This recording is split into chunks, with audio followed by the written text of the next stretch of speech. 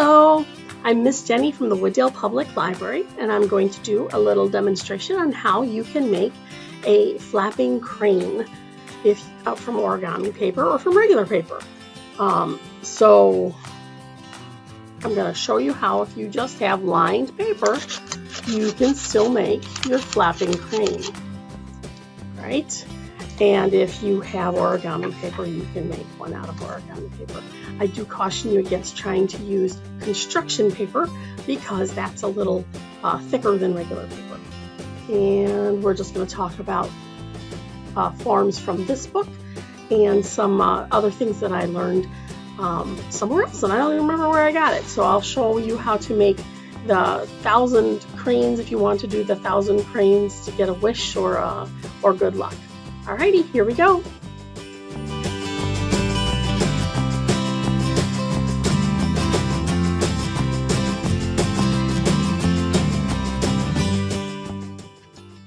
Alright, so we are going to learn how to do the flapping crane today.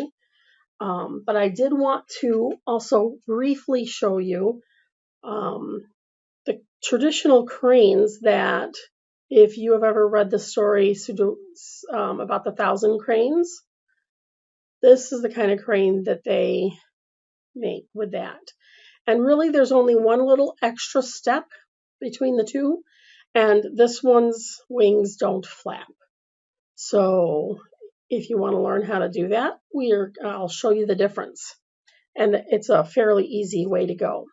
What we are going to make is we are going to make a flapping crane. So when you hang on to the bottom of its neck and hold its tail and pull gently, the wings will flap. Now this is my example of what happens when you don't have really good corners as you're going along. You see how messy his tail is? So things like not having your corners together and overlapping folds will cause your figure to be a little messier. Sometimes if you go too far, they won't even work. So just kind of word of caution. So this was the one that I have the paper for, and I'm going to make as my sample this size. And so you can see all of the different size birds that I made, because origami paper comes in lots of different colors and sizes. And I think I'm going to make a yellow one next. But I also wanted to tell you that if you don't have origami paper at home, that is okay, because you can use regular loose leaf paper. I got lucky and I had a pad that did not have the holes in it, but even if you have holes, it doesn't really matter. I'm going to show you how you can make a square piece of paper. Most origami is made from a square of paper rather than a rectangle. So if you can see, yeah. So the way you make this square is you take the top edge and you're going to fold it along one of the long edges. So you're taking the small edge, the top edge, or really the bottom edge, it doesn't matter. And you're going to fold it along the top. And here's one of those corner things I was telling you about. You see how it's not quite they're not quite meeting? So I've got to kind of adjust my paper, pull down a little bit and see if that helps. And so a lot of times I will only do one little part of the corner. I'll only make the fold right at the top. I'll make sure that everything is meeting up nicely, and then I'll go ahead and fold. And having a nice sharp crease when you fold your paper is important. So I usually just take the edge of my thumbnail and rub it along. If that bothers your nail and you don't like it, you can take a pair of scissors and one way or the other, rub the plastic handle along. Now what we have to get rid of is this extra bit of rectangular paper down at the bottom. You can do that a couple of ways. You can kind of fold it up to the edge. Oh, you see I did not quite make it, right? Here's my fold and there's the edge. So I'm going to try again, see if I can get closer to that.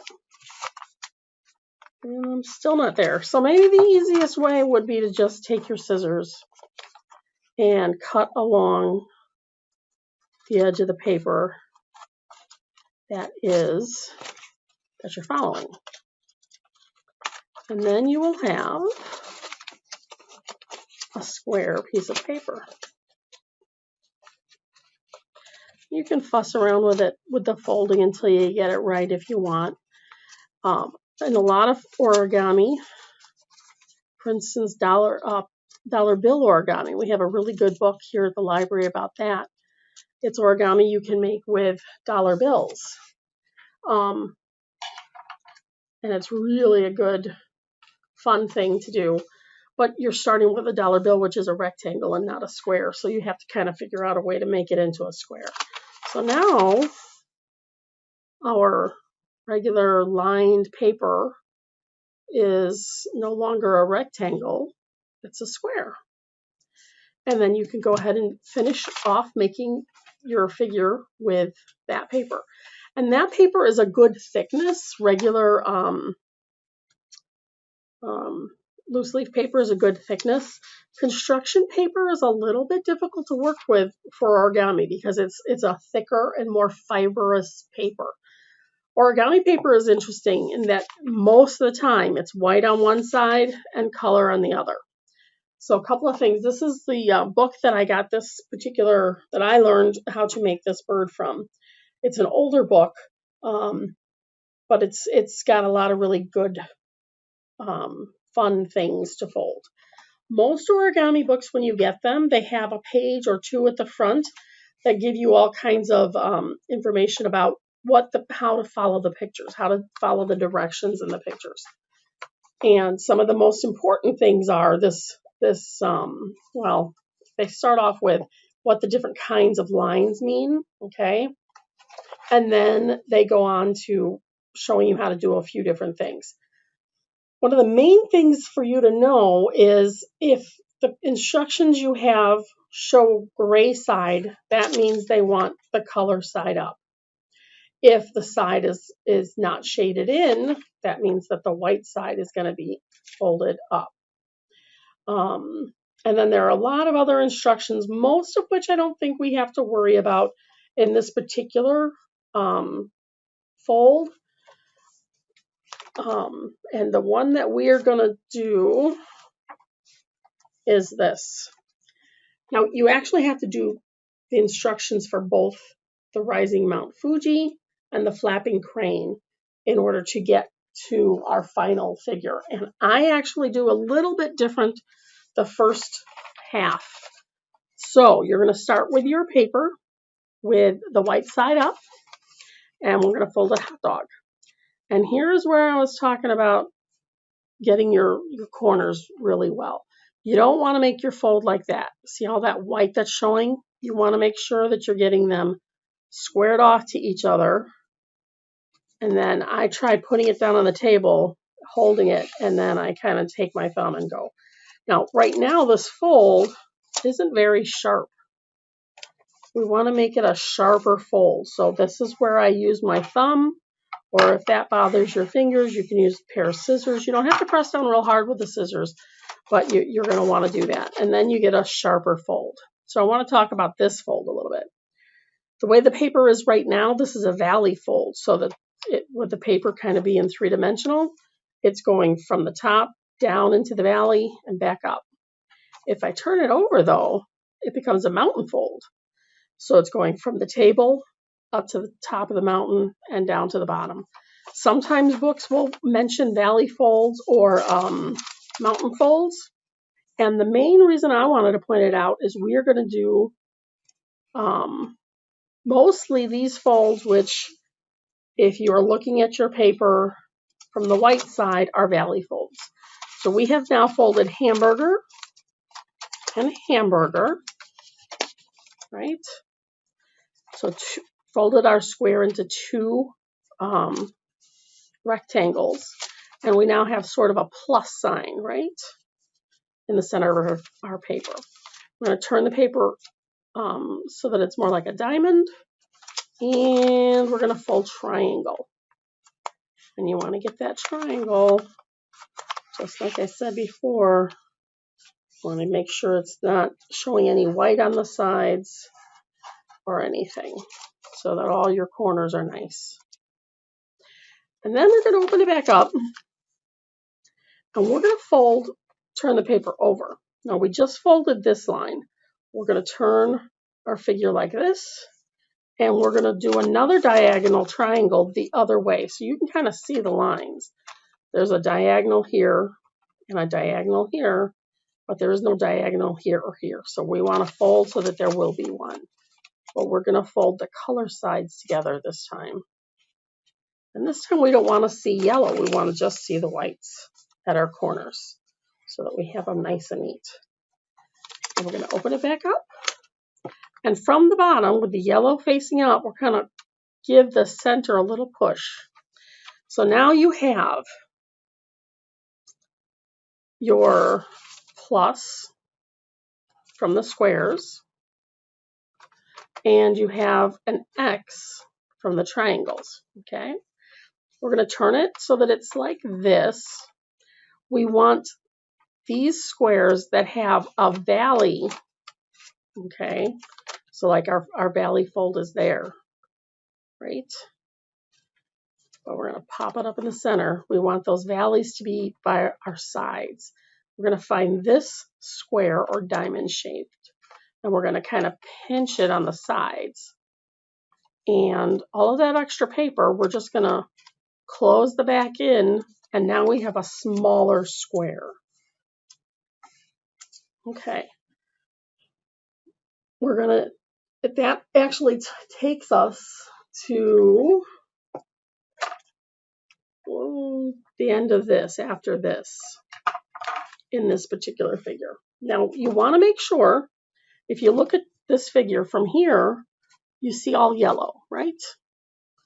From this side, you see all the white. And I kind of think of these little guys in here as little kicking legs. No! You want those pointed toward yourself, okay? So we're going to have that, and we're going to take this edge, and we're going to fold it up to here. And you'll see when we have it up there, and you want to try to make this nice and pointy. You don't want to overlap the center line, so you're folding it to the center line here. Okay, can you see? All right. And we're going to meet with the other side. And we are only using the top edge. This paper has a top half and a bottom half. So we're only doing right now the top. And I'm just going to pull that over. And you kind of want it to meet.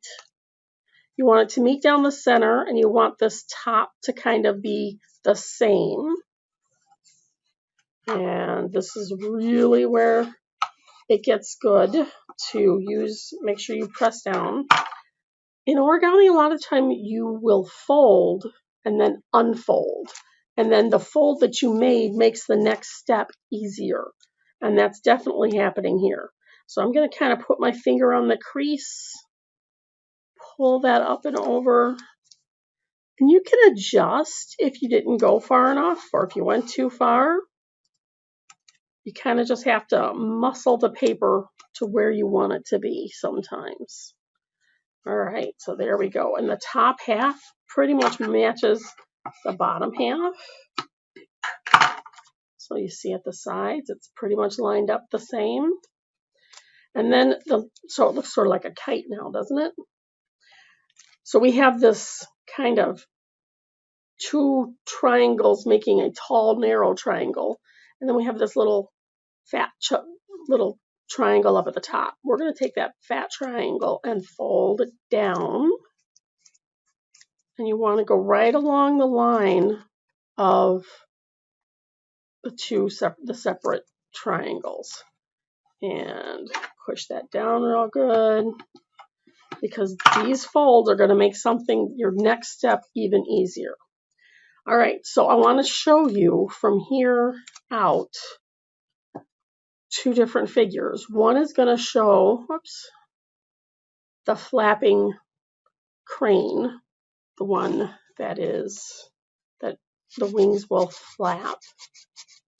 And I want to also show you the 1000 crane version. And I also wanted to be able to show you this part a couple of times so you see it.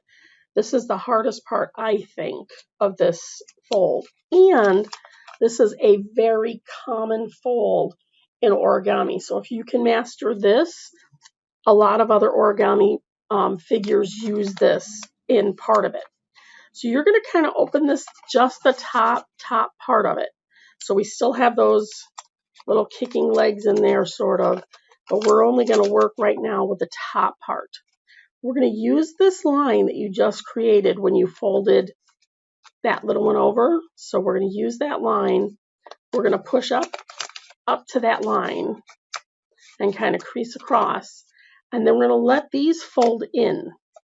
And you might have to kind of help shape them because they're reversing their fold. So before they folded one way, and we're going to have them reverse their fold. So we're going to tuck, and then we're just going to kind of smooth it back up. So you have that. And then we're going to flip it over and do the whole thing again. So we're going to open it up. Remember, we're looking for this line right here. We're going to open this up to that line. And it's kind of easiest, I think, to start with the bottom part and then have this lie back, and then you can kind of help it find its way until it's folded back along those lines. So like I said, this is one of the most common bases. So we're going to do it again so that hopefully you will see exactly the trick to it one of the times that we fold it, and you will be able to follow along. So I'm going to open it up and just have this top. We're going to fold back along that line.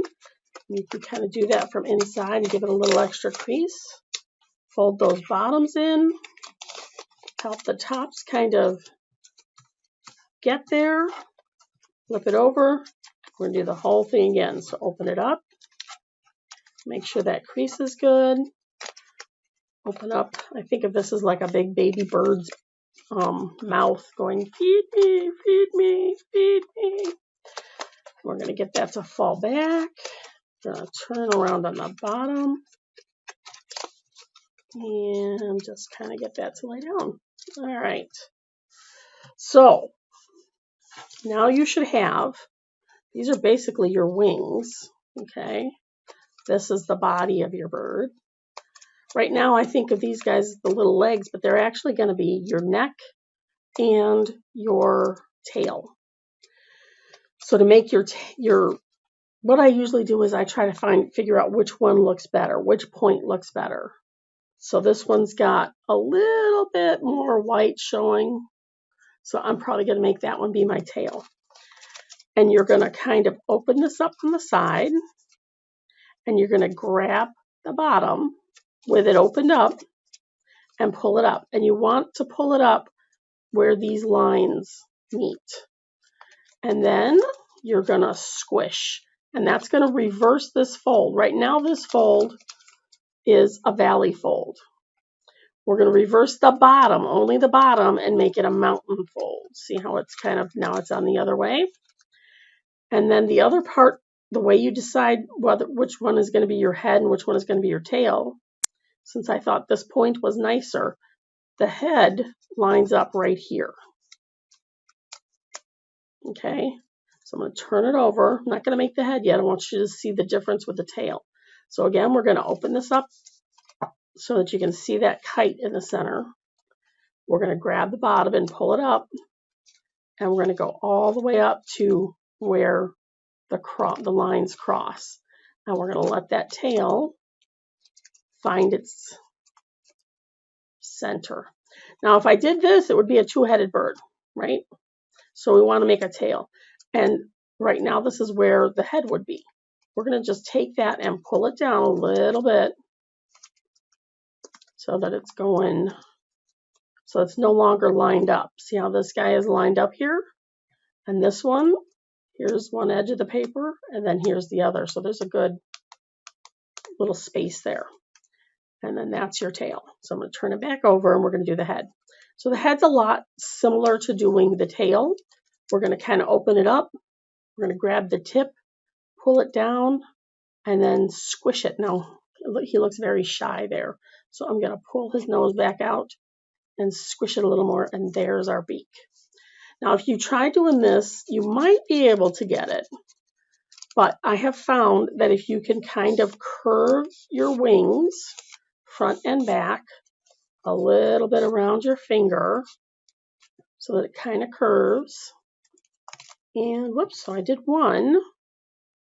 You can kind of see which one I did and which one I didn't. So you're just going to kind of curve it around your finger until they're both a little curved. And then the other trick is you want the back part to be puffy.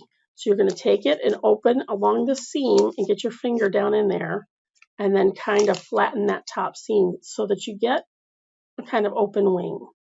And you're going to do that on both sides. It's always the back wing though. So the part that's by the tail. And like that. And now we've got it curved and it's puffy. And when you hold it by the bottom of the neck and then the tip of the tail and pull gently, you will have a flapping crane.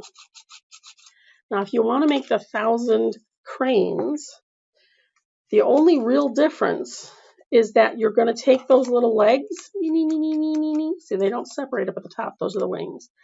You're going to take them and make them narrower. So we're just going to take them and fold like that. So we're taking this outer edge and trying to fold it along the line.